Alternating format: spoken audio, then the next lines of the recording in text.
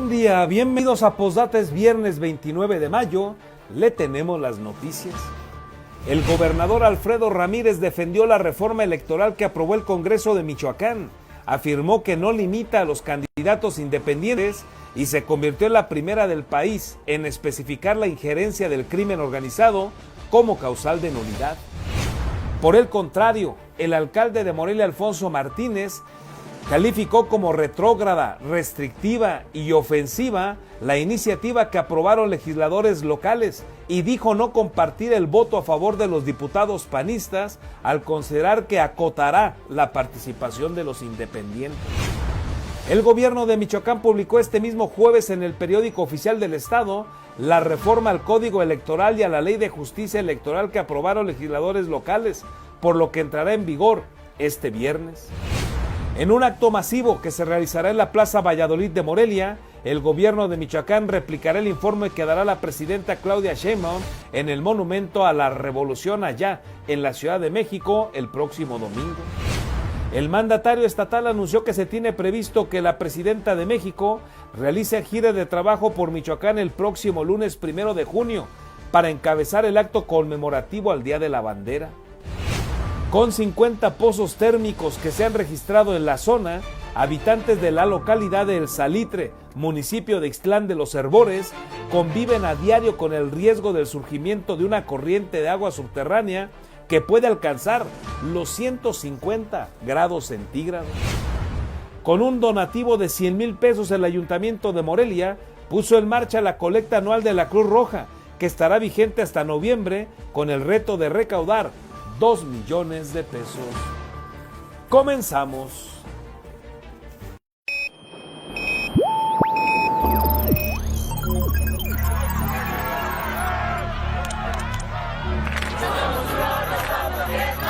America will again. Alerta.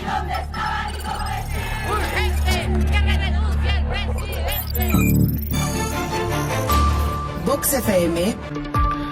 Buen día, gracias por estar con nosotros en esta mañana de viernes 29 de mayo. Estamos ya en la recta final de el quinto mes del 2026. Rápido se nos ha ido mayo, nos queda nada más el fin de semana. El lunes ya será junio. Con el gusto de siempre les saludo, le invito a que se quede con nosotros. Les recuerdo que somos Postdata, hacemos periodismo responsable y estamos con usted a través de la señal de Vox en el 103.3 de su FM. Ya listos también en Radio Tele, en el canal 8 de su telecable. En este caso, le recuerdo, a las 8 de la mañana tenemos ahí la retransmisión. Soy su servidor Carlos Monge, quedo pendiente de sus comentarios, críticas, sugerencias. Más adelante les damos lectura con todo gusto. Hoy estamos arrancando a 17 grados, una mañana pues apenas algo fresca. Nos dice el meteorológico que va a ser una mañana soleada, una tarde nublada y que vamos a alcanzar temperaturas de hasta 28 grados para que usted lo tenga en cuenta. Vámonos con las noticias. El gobernador Alfredo Ramírez defendió la reforma electoral que aprobó el Congreso de Michoacán. Afirmó, según él, que no limita a las candidaturas independientes y que se convirtió en la primera del país en especificar la injerencia del crimen organizado como causa de nulidad.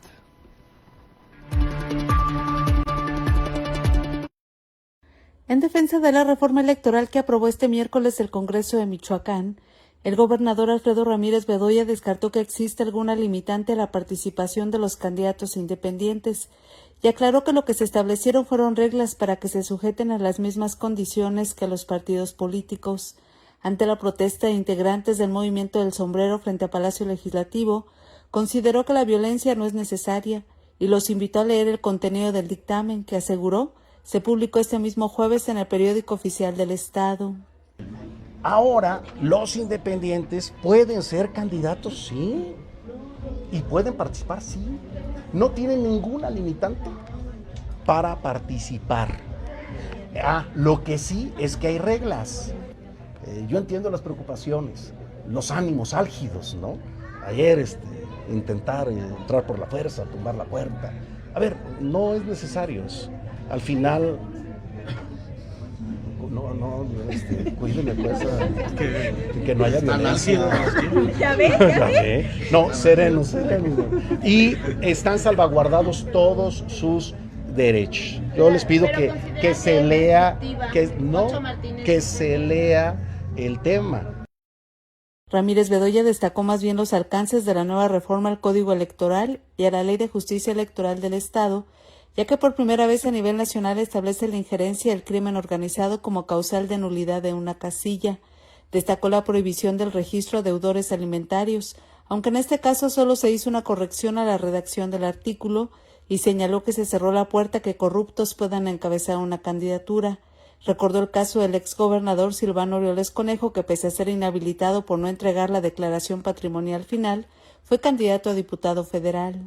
No podrán ser candidatos los corruptos, los que tengan antecedentes. Nos pasó con Silvano Aureoles, que estaba inhabilitado y por no estar en la ley hizo campaña. Inhabilitado por no haber presentado la declaración patrimonial final cuando dejó el gobierno, que es grave. Imagínense, totalmente firme. Pero, pues imagínate, hicieron, sí, pero estuvo firme. Le ganamos de todas, ¿vale? Entonces, a ver, los corruptos no podrán ser candidatos. Nada, ya. Sea por falta grave administrativa o por delito de cohecho, peculado, corrupción. En respuesta a las críticas que ha hecho el alcalde de Morelia, Alfonso Martínez Alcázar, quien consideró regresiva y lesiva la reforma electoral, el mandatario michoacano le recordó que el PAN votó a favor de la modificación. También recordó que el presidente municipal ya fue candidato independiente y quizá busca participar por esa línea de nuevo. Chequen quién votó a favor. Votó a favor el PAN. A ver, bueno, con todo respeto, pues Alfonso Martínez dice una cosa, pero el PAN parece ser otra cosa, ¿no? A lo mejor Alfonso será candidato independiente otra vez, puede ser, ¿no? Pero el PAN votó a favor de la reforma. El PT, la representación parlamentaria con diputados independientes votó a favor, ¿sí? Ramírez Bedoya aclaró que una cosa es la reforma electoral y otra las acciones gubernamentales, por lo que garantizó el apoyo de su gobierno a los municipios de Uruapan y Morelia, así como la coordinación en materia de seguridad. Con las imágenes de Daniel Guillén, reportó para Postdata Verónica García. Bueno, pues ahí lo que defiende Alfredo Ramírez Bedoya, ya le hemos platicado ayer a detalle esta reforma, bueno, algunas partes que consideramos lo más importante, reiterar el asunto que tiene que ver con las candidaturas independientes. Es una ley que hicieron, una reforma para contener al movimiento del sombrero. Ya los políticos que en este momento son parte del oficialismo, como Morena, como el PT, como el Verde, como los que se sumaron, el PAN, el PRD, pues van a defender que no se le ataca al movimiento del sombrero. Pero lo que pusieron en la ley, que ayer aquí le presentamos los detalles, es impedir que los independientes que puedan identificarse con el movimiento del sombrero puedan hacer campaña conjunta, puedan usar el mismo logotipo, puedan juntarse para hacer proselitismo. Eso se los impidieron. Evidentemente hay un pánico contra lo que pueda hacer el movimiento del sombrero en el 2027, más allá de si usted está de acuerdo o no con ese movimiento, si está de acuerdo o no con Grecia Aguilar, si hay que esperar a ver si logra hacer una buena administración en Uruapan, si puede o no confirmar una red a nivel estatal o construir una red estatal para hacer la campaña y luego defender el voto en las casillas. En fin, hay mucho todavía que le queda por hacer al movimiento del sombrero y usted pensará, bueno, si me late, no me late, si votaría por ellos, no votaría por ellos. Ese es otro asunto. El tema es que no les permitieron, les acaban de impedir que puedan hacer campaña en equipo. Los diputados, cuando usted los escucha hablar y en los pasillos, en las diferentes entrevistas, notas informativas que se han dado con ellos, argumentan, como Alfredo Ramírez, que no hay impedimento alguno para que sean independientes, que el impedimento es para unirse y hacer campaña en equipo, porque si lo hacen así, palabras más, palabras menos, operarían como partido político. Y dicen los diputados, nada más que harían campaña como partido político sin las obligaciones de los partidos políticos. Sí, pero tienen otras, más complicadas que los partidos políticos. Y a diferencia de los partidos políticos, no tienen las ventajas tampoco que tienen los partidos políticos. ¿Cuáles son las ventajas? Por ejemplo, una significativa, las prerrogativas. Entonces, está interesante el debate entre si es o no prudente, correcto, pero lo que está claro es que le tienen pánico al movimiento del sombrero. Eso es una realidad. Si no, los hubieran dejado competir como compitieron en Uruapan en la elección pasada, bajo el logo, el nombre del sombrero. Pero esta vez se los impidieron. Eso para tenerlo ahí en el radar. Esas son las excusas, las justificaciones, pero lo que está claro es que les preocupa lo que pueda hacer el movimiento del sombrero y por eso estas limitaciones. La ley, la reforma lleva dedicatoria. Y en el tema de de la injerencia del crimen organizado, pues está supeditado a lo que en algún otro momento pues ya pudo anularse Casillas.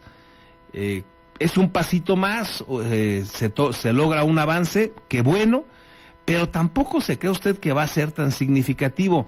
Faltaría ahí bastantes elementos en la reglamentación, en la descripción, para ver cómo lo van a operar y qué van a necesitar como pruebas para poder determinar que hubo injerencia del crimen organizado. Porque no está fácil demostrar la injerencia del crimen organizado. Oye, si hay una casilla que está rodeada por elementos armados, personas armadas, bueno, pues si alguien le puede tomar una foto, un video, pues a lo mejor puede evidenciar que ahí participó el crimen organizado. Pero si nadie se atreve, por el obvio temor, si nadie puede hacerlo porque lo puedan descubrir, pues va a estar en chino demostrarlo, porque el dicho no alcanza en este tipo de temas, no alcanza. No basta decir, oigan, aquí me están forzando, aquí me están amenazando. Es bien complicado que solo eso sea suficiente, como no lo fue en el 2021. Por eso en el 2021 se anularon casillas en 3 municipios solamente, donde pudieron tomarse algunas pruebas, algunas fotografías, algunos videos de gente que se atrevió, que se arriesgó y pudieron hacerlo. Y esas se anularon. Y entonces hay que juntar un 20% de demostrar que en esas casillas, en ese 20% de casillas se metió el crimen organizado para anular una elección. Eso ya está en la ley, ya estaba en la ley. Irregularidades en el 20% de las casillas, que no se instale el 20% de las casillas, pues ya implicaba anular una elección. Así más o menos queda un pequeño avance, vamos a pensar que sí. Fácil demostrarlo, no, porque podríamos preguntarnos en este momento, oye, si hay una serie de casillas que todos los votos son a favor de Morena, ¿eso da para pensar o eso da para demostrar que se metió el crimen organizado ahí en favor de ese partido como sucedió en el 2021?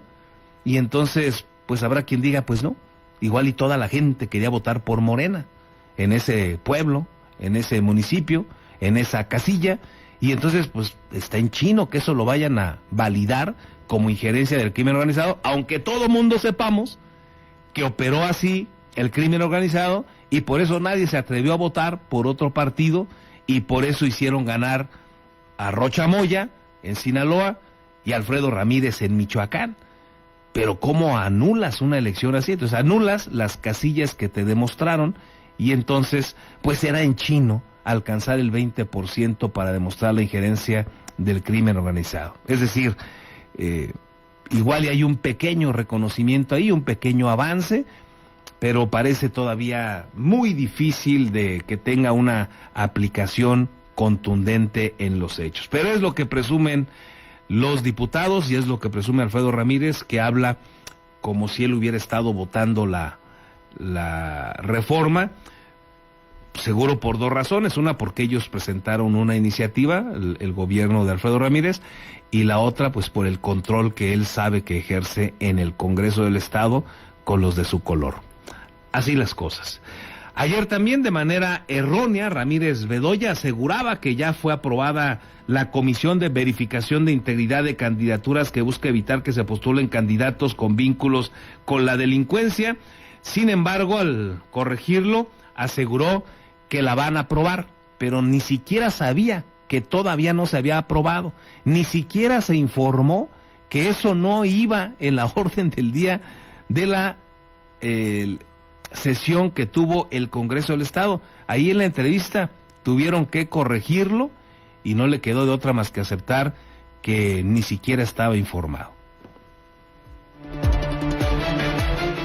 Otro tema, aquí ya aprobamos el comité donde el IEM revisará las candidaturas, el riesgo de las candidaturas de personas que pudieran tener antecedentes penales o tener investigaciones en la UIF o investigaciones de ese tipo. ¿No estaba en la orden del día ya? ¿Lo cambiaron para el día? Creo que sí es, no, ese es federal. No, aquí en el Estado, allá nada más se aprobó lo del plan B y se aprobó lo de la reforma. Pues se va a aprobar también, o sea, eso se va a aprobar, pero lo veremos. A las pruebas me remito. ¡Órale! ¡Gracias!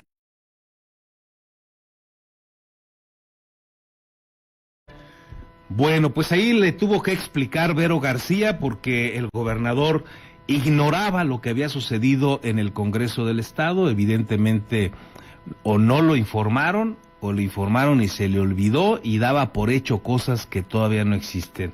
Y pues sí, como dice, eso tampoco se descarta, porque así opera Morena.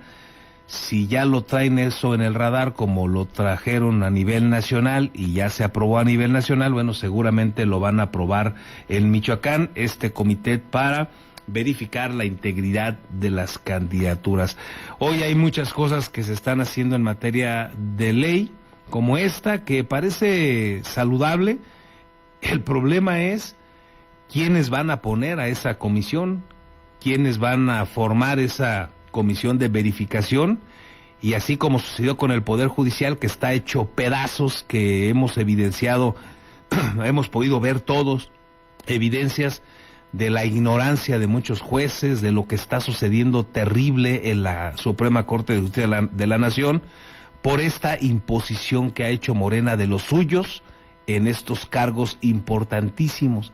Y entonces la desgracia viene no necesariamente en el que se genere una comisión para verificar estas candidaturas, sino en quiénes van a tomar esa decisión, quiénes las van a verificar, porque si hoy en México hay un partido evidentemente vinculado al crimen organizado, que ha sido evidenciado de muchas maneras, hoy duramente por el gobierno de los Estados Unidos de Norteamérica, bueno, pues ese partido es Morena, y son ellos los que llevan batuta en este tema. Así es que, pues, digamos, de contraste esta reforma, que seguramente, como dice Alfredo, se va a aprobar en el Congreso, y que él ignoraba que todavía no sucedía.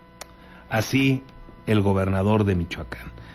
Mientras tanto, sobre este mismo tema de las candidaturas independientes, Alfonso Martínez, el alcalde de Morelia, la calificó como retrógrada, restrictiva y ofensiva. El alcalde de la capital michoacana y coordinador de la Defensa por la Familia, Alfonso Martínez Alcázar, se desmarcó de la postura del Partido Acción Nacional en Michoacán, luego de que diputados panistas respaldaron la reforma electoral señalada por acotar la participación de candidatos independientes. Martínez Alcázar aclaró que mantiene un perfil independiente y que está afiliado al PAN, pese a su cercanía con actores de ese instituto político. Pareciera que es que no quieran, el no querer que los ciudadanos puedan participar. Miren, yo lo que he dicho es, yo soy independiente, no estoy afiliado a ningún partido político, tengo afinidad con muchos actores políticos, principalmente del Partido Acción Nacional, pero lo que se hizo el día de ayer yo no lo comparto.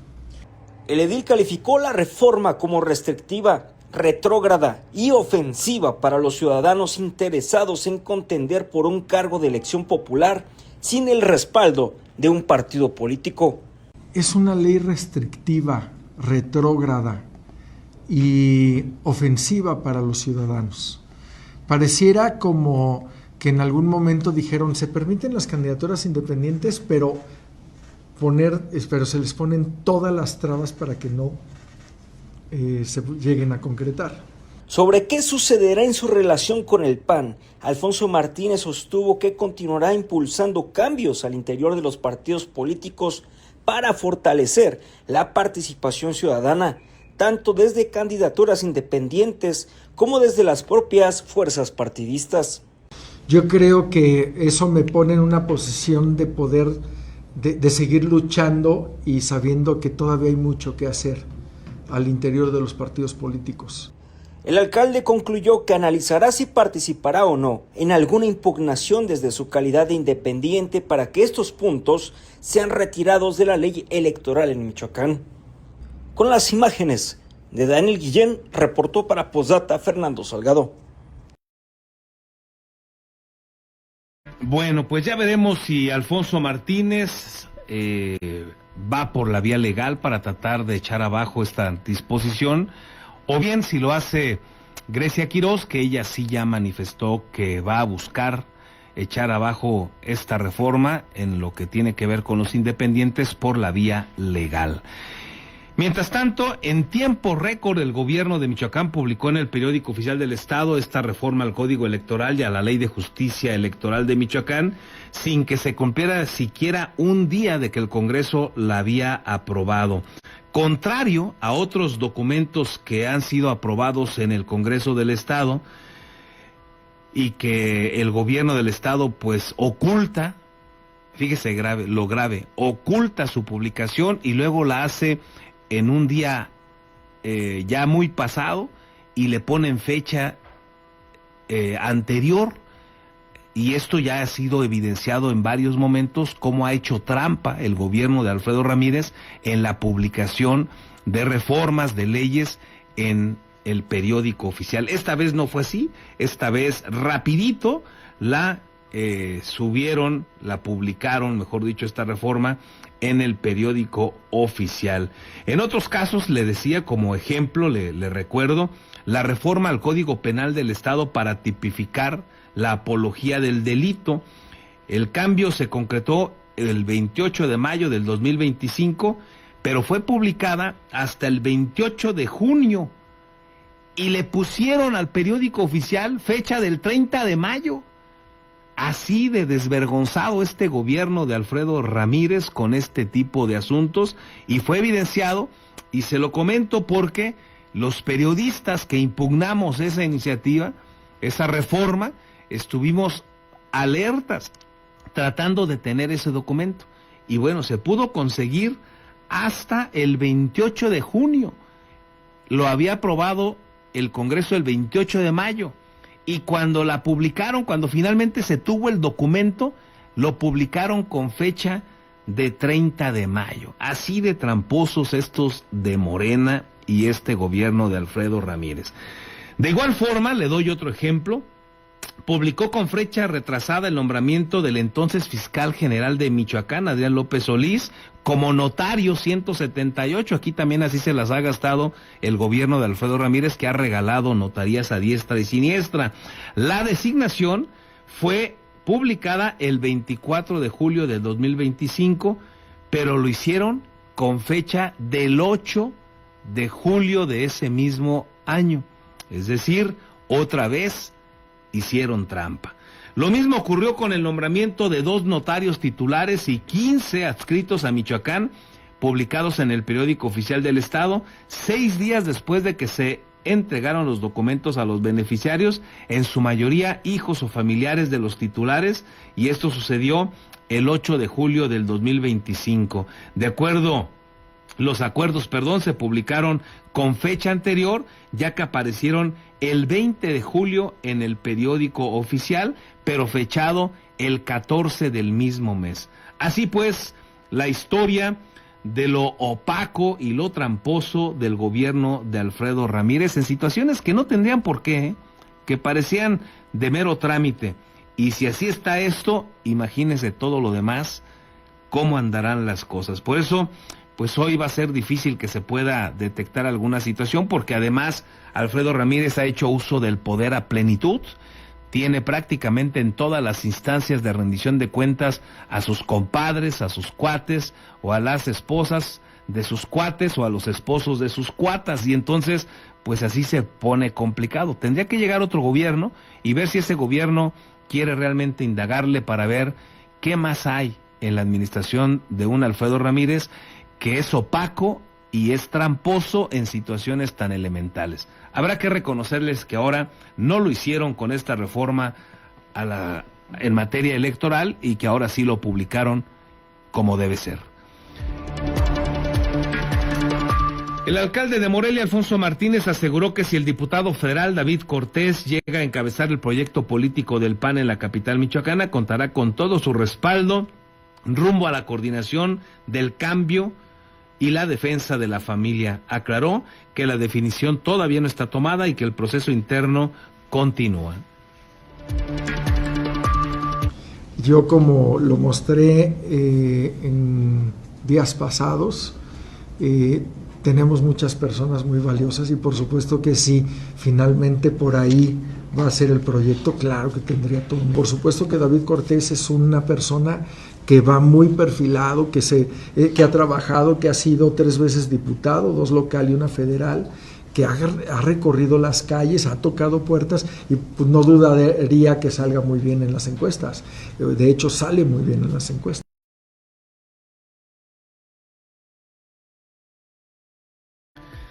David Cortés, el que refiere a Alfonso Martínez, no lo pierda usted de vista, es un junior, es el hermano menor de Marco Cortés. Ha logrado escalar en la política cuando su hermano pues ha estado a cargo de la dirigencia nacional del PAN. No pierda de vista que fue diputado local, prácticamente pasó desapercibido de noche por el Congreso del Estado, no tuvo mayor relevancia. Lo que se conoció de él en esa temporada fueron más por asuntos personales que por asuntos como legislador.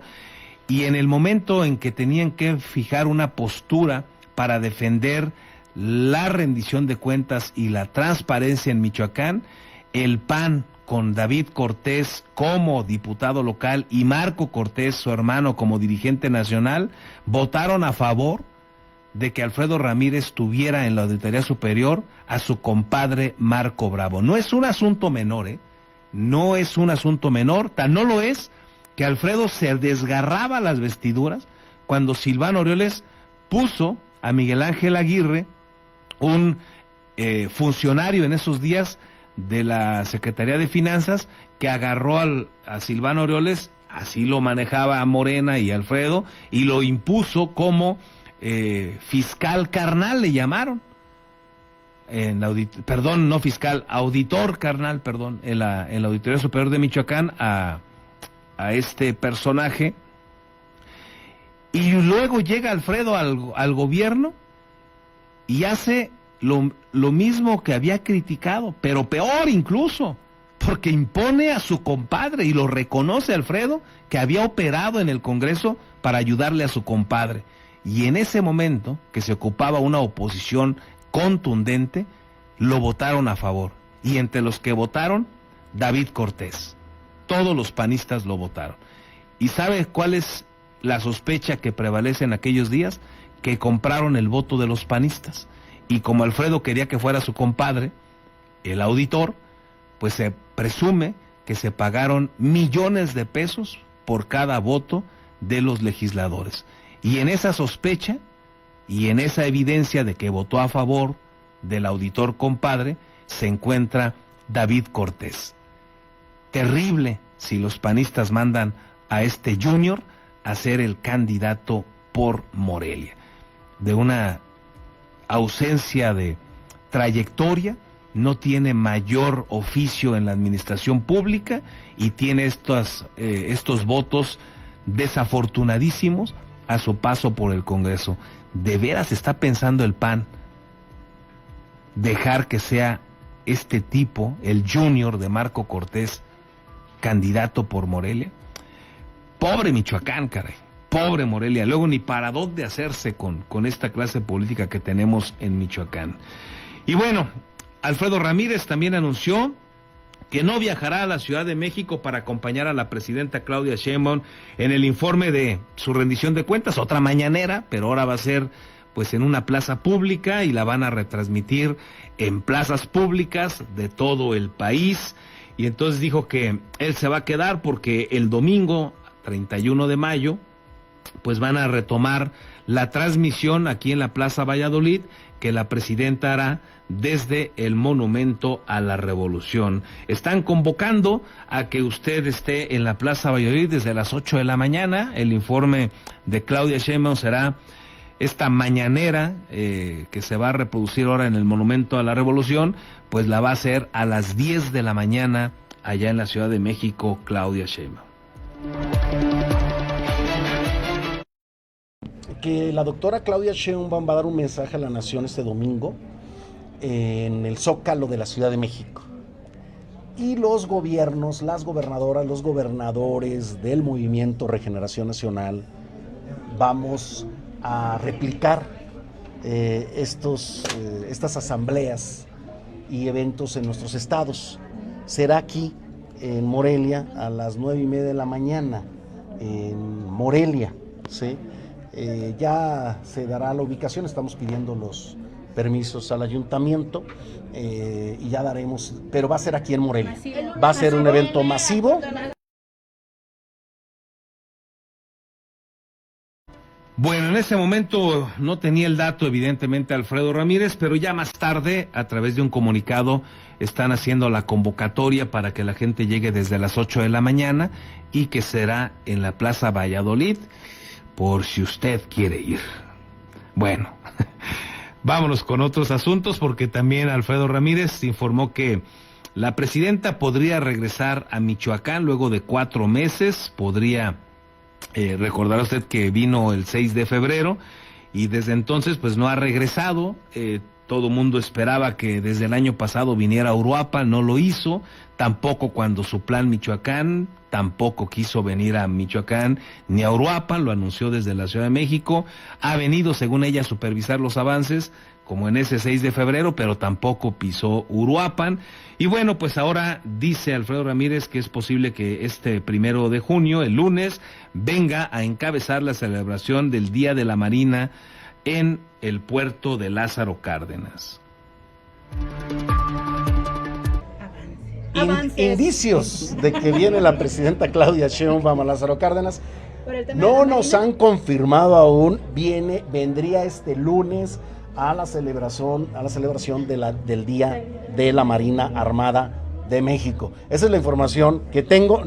Se las vamos a confirmar también en cuanto tengamos ya la precisión, pero todo indica que sí. Esto es lo que nos han informado de la Secretaría de Marina y estamos en comunicación con la oficina de Palacio Nacional para ese tema. Ok, gracias.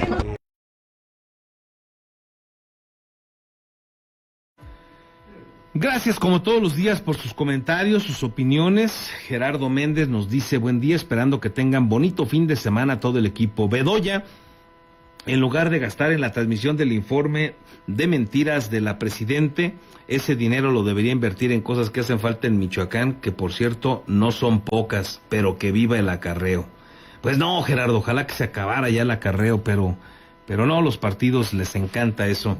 Flor Piedra, gracias Gerardo por tu opinión. Flor Piedra dice, pues, cómo harta la corrupción, me parece que eso quiso decir. Hay ahí algunos detalles en la redacción, luego es cuando escribe uno en el celular o que anda uno circulando, por ahí se va algún detalle con el dedo, pero creo que eso quiso decir Flor. Gracias Flor.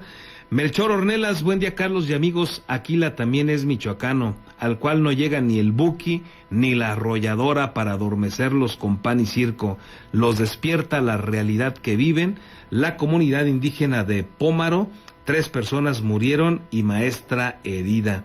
Estos no entran en la estadística de asesinatos que lleva el gobierno, no traen credencial de lector, por eso no los cuentan. Gracias Melchor, rudo tu comentario, pero pues lamentablemente cierto. Gracias Melchor. Lilia Rosales, buenos días, exitoso viernes y maravilloso fin de semana para todos. Igual para ti, Lilia, muchas gracias. Aquí me dice Flor Piedra, no es Aguilar. Ándale, yo creo que dije Grecia Aguilar en lugar de Grecia Quirós. Sí, ya me comentaron. Gracias Flor, bueno, un error, sí, me equivoqué. Por ahí... lo bueno es que ya me ayudaste, Flor, gracias. Sí, me equivoqué al mencionar a la alcaldesa de Uruapan con el apellido, es Grecia Quirós, efectivamente, gracias. Orlando Chávez Quintana, le tienen pánico al sombrero como está trabajando. Gracias Orlando por tu opinión, coincido que sí le tienen pánico para el 27 los partidos. Luis Esteves, buen día Carlos, si desde el año 1996 no se reformaba la ley electoral, el Congreso debió escuchar e incluir todas las voces y opiniones de la sociedad. ¿Será que se volverá a repetir la historia de la elección del 2021? Hoy está claro que sí, Luis. La presencia del crimen organizado es contundente en todo el país, en la mayor parte del territorio nacional. Los que gobiernan pues no lo van a reconocer porque se ponen en evidencia, pero todo mundo sabemos la presencia del crimen organizado, todo mundo sabe de las extorsiones que se están cobrando en N cantidad de negocios en varios municipios de Michoacán. Todo mundo sabe cómo se vende droga por todos lados en el territorio nacional, en antros, bares, cantinas, etcétera. O sea, todo mundo lo sabe, pero pues vivimos una simulación en este país. Así es que no tengo duda que el crimen organizado va a participar y tengo la certeza de que no van a poder demostrar gran cosa como para echar abajo una elección. Pero ya veremos. Ojalá me equivoque. Gracias Luis. Flor Piedra dice, ¿cómo llego? El por qué no por votos.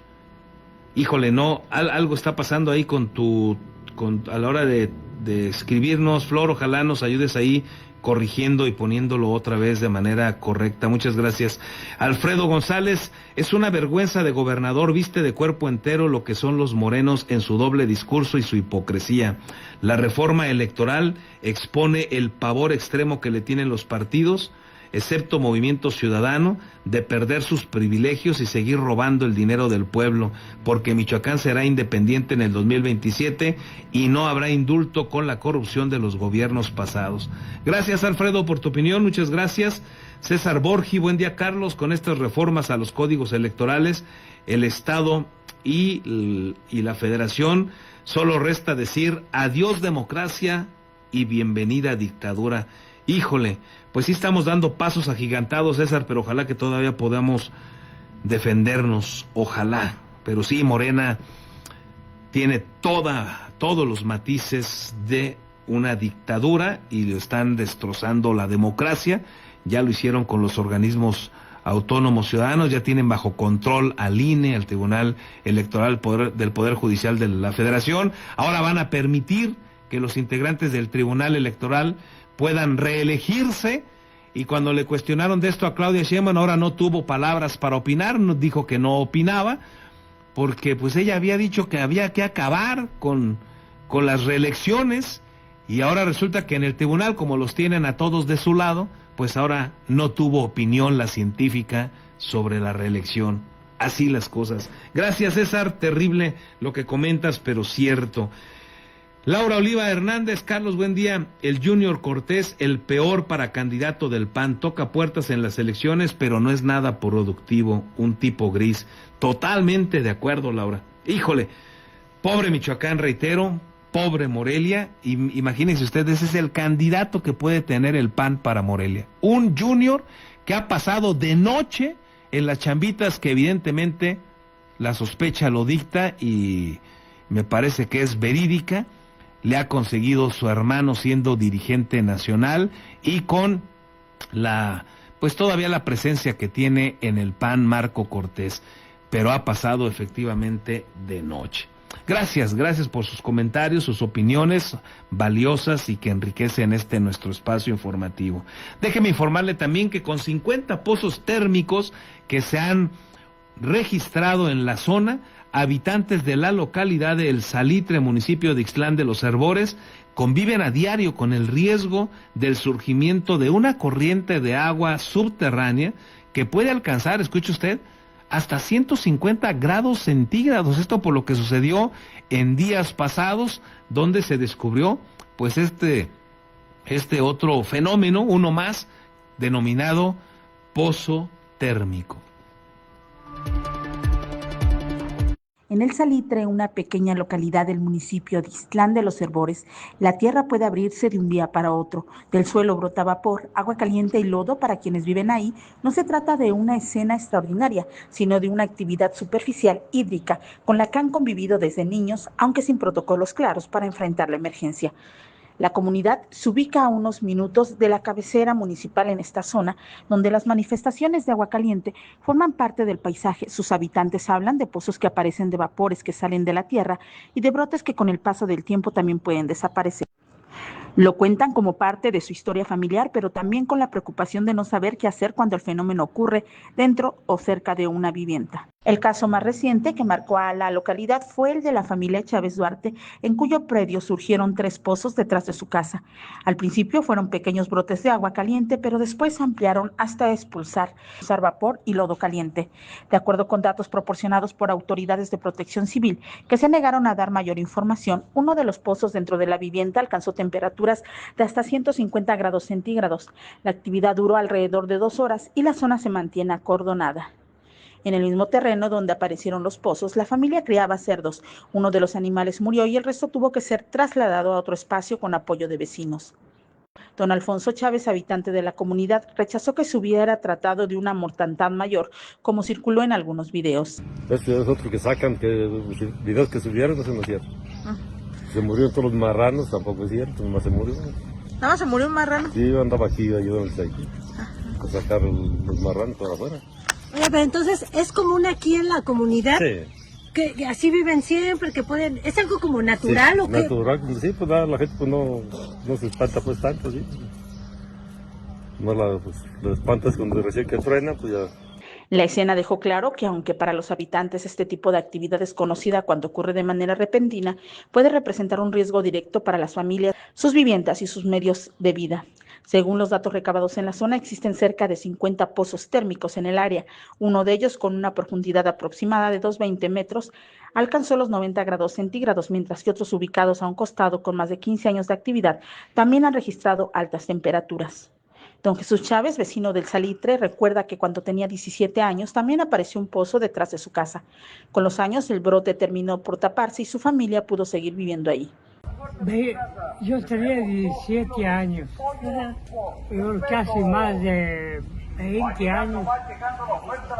Allá también salió, primero salió allá, y luego salió aquí, y yo allí.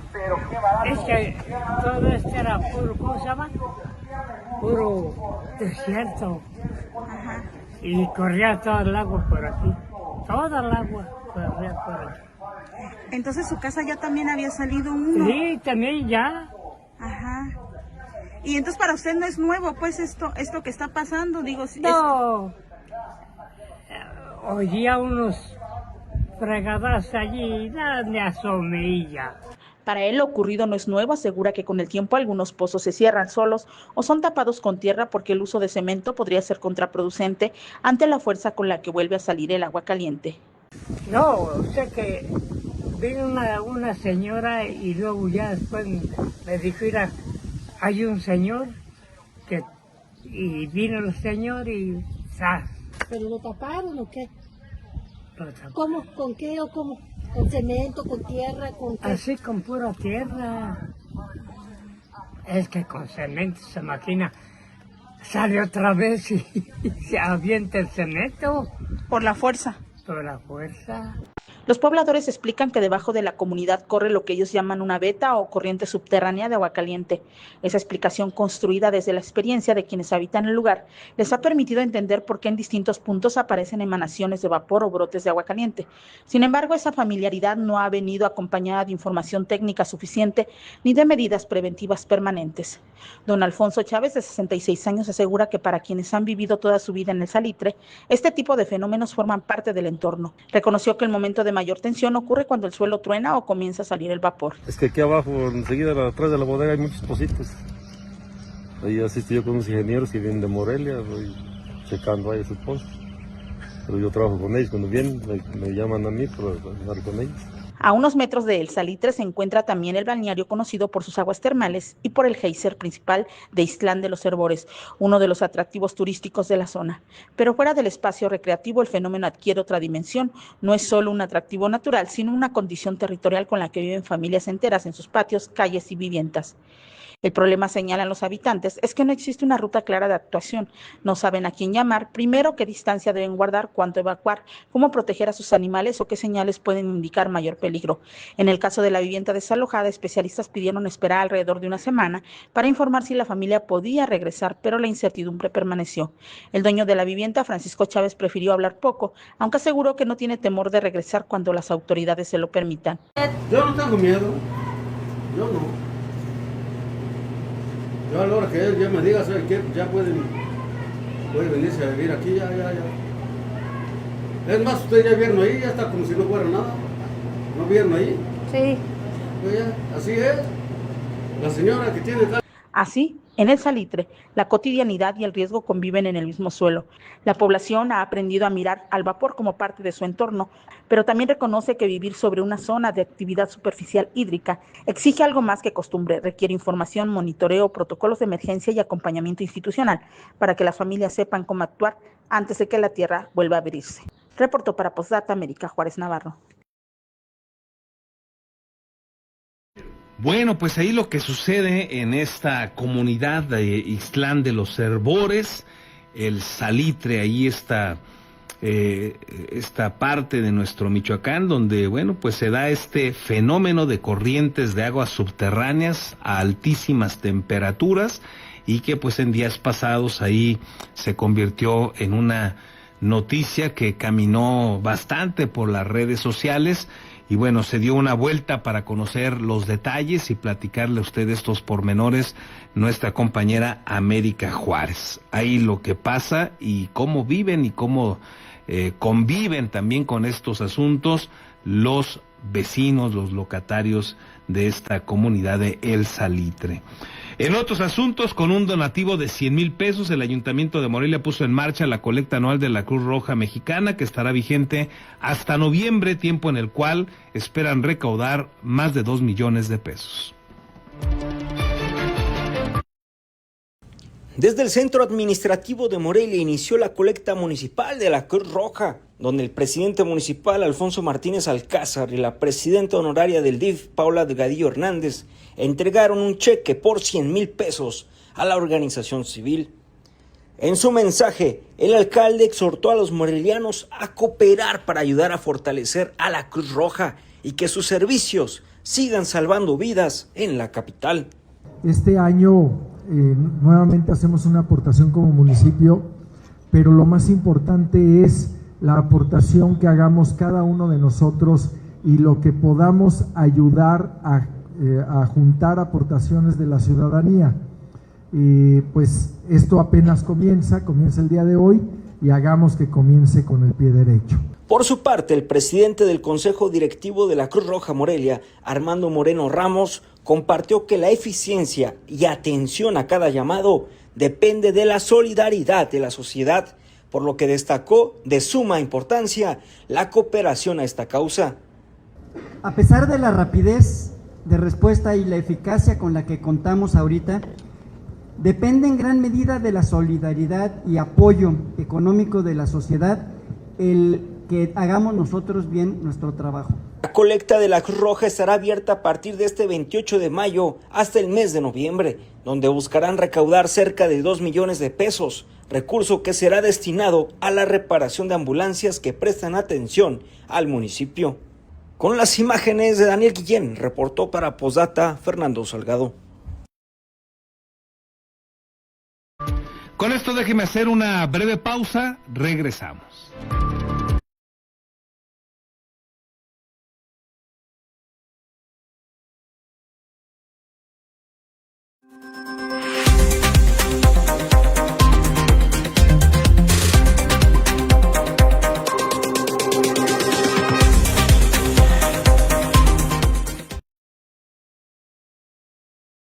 Beskid, asesoría profesional en seguros. Si necesitas proteger a tus seres más queridos, proyectar a futuro sin que nada te detenga o cuidar de tu patrimonio, estamos a tus órdenes en el número telefónico 4433 18 40 56 o bien en el correo electrónico armando@beskid.com.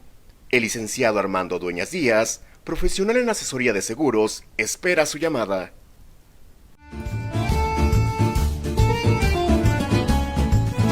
La original y deliciosa comida italiana ya está en Morelia, Ostería Fiorentina. Te esperamos en Boulevard García de León, número 1045. Contamos con una amplia carta donde encontrarás pastas, cortes, postres y claro, la inigualable y deliciosa pizza.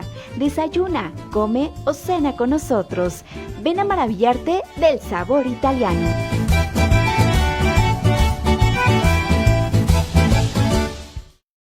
Tortas Acueducto el 32 y medio. No te quedes con el antojo. Deliciosas tortas de milanesa, queso de puerco, salchicha, jamón, hawaiana y cubana. O bien, una orden de milanesa. Puedes hacer tus pedidos al teléfono 4433-382499. De lunes a viernes, de 10 de la mañana a 4:30 de la tarde. La cobertura para entregar a domicilio está delimitado por la salida Mil Cumbres, salida Charo, La Poza Rica y Avenida Camelinas.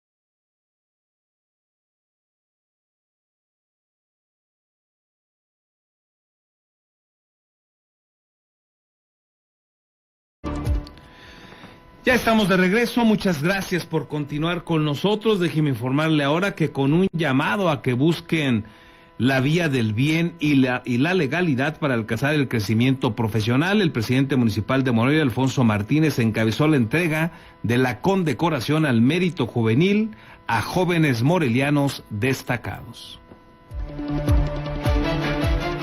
En la entrega de reconocimientos a jóvenes destacados de Morelia, el presidente municipal, Alfonso Martínez Alcázar, compartió a los jóvenes que sí se puede destacar y salir adelante por la vía del bien y de la legalidad en el crecimiento profesional.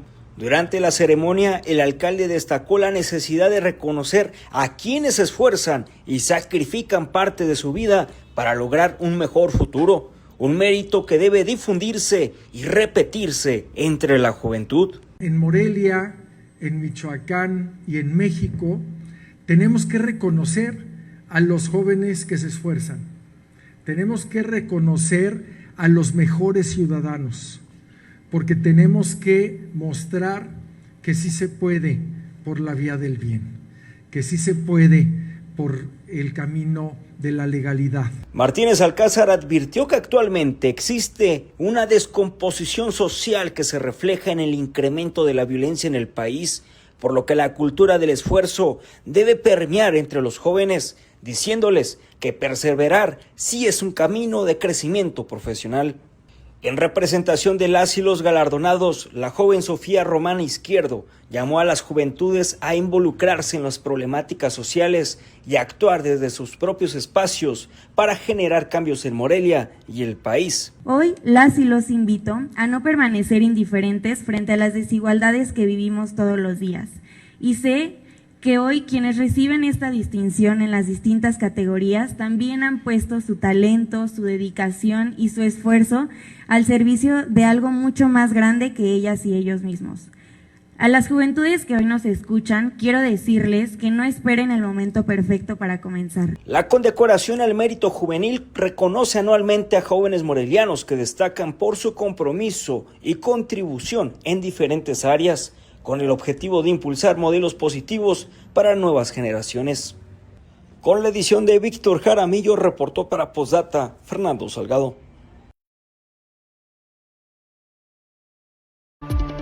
Y antes de despedirnos, vamos con lo que sucede también en el ámbito de la seguridad. Están listos los compañeros de Red 113 en la voz del amigo Marcos Morales. Mi estimado Marcos, gusto saludarte. ¿Qué nos tienes? Carlos, muy buenos días. Hace unos minutos la Fiscalía General del Estado acaba de informar ya que derivado de actos de investigación e inteligencia fue detenido Alexander N. de 18 años de edad. Él está relacionado en el homicidio de la joven Valeria N. de 15 años, ocurrido en días pasados en Morelia. Esa captura fue realizada en el municipio de Tacámbaro en seguimiento a las investigaciones. De forma preliminar ha sido ya trasladado este sujeto a la capital michoacana para enfrentar el proceso penal que se le imputa. Por otro lado, en Aquila, 3 integrantes de la comunidad indígena de Pómaro fueron asesinados tras una agresión armada sobre la carretera costera entre Colola y Maruata. Las víctimas se desplazaban a bordo de una camioneta cuando fueron interceptadas por sujetos armados, quienes abrieron fuego en repetidas ocasiones con armas de alto poder. Como resultado del ataque, 3 personas murieron. Trascendió que entre las víctimas están Jerónimo García, asesor jurídico de la comunidad, y Lucas Flores, él era tesorero comunal. De manera de protesta, comuneros bloquearon la carretera e incendiaron vehículos. Tras estos hechos, agentes de los 3 órdenes de gobierno desplegaron un operativo en la región para reforzar la vigilancia y realizar acciones de búsqueda de los responsables. Por otro lado, en Chinicuila, la disputa entre el cártel Jalisco y el cártel de Tepalcatepec mantiene bajo tensión a la comunidad de San Juan Huizontla, en la costa sierra de Michoacán. Pobladores denunciaron ataques con drones cargados con explosivos. Y es que de acuerdo con habitantes fueron lanzados al menos 12 drones con artefactos explosivos improvisados contra distintos puntos de la comunidad, incluyendo viviendas particulares y el centro de salud. Las detonaciones obligaron a decenas de familias a permanecer encerradas en sus hogares.